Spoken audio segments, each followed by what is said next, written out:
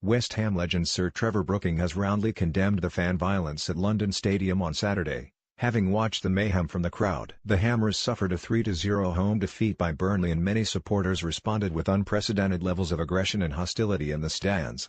Mark Noble threw a pitch invader to the ground, young families feared for their safety and stewards were unable to keep a lid on the chaos.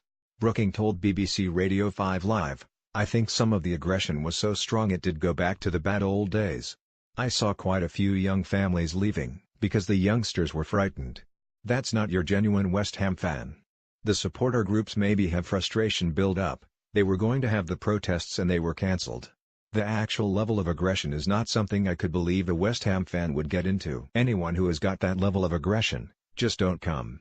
And the former England international, who made 643 appearances for the Hammers, fears his old side will be relegated if the toxic atmosphere persists. There has been a lot of frustration about money and players and those sort of things. As a player, is the stadium the right place?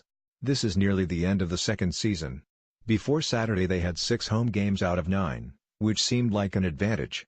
When you've lost 3-0, and had a lot of players coming onto the pitch, that means the next 5 games look pretty bleak, Brooking went on. There's no way the team are going to be able to play and get the points to stay up under that kind of atmosphere. That atmosphere can never come back in the last 5 games, otherwise the club is in serious trouble. Shelve all of those frustrations and don't come to the games until the players get the points to stay up.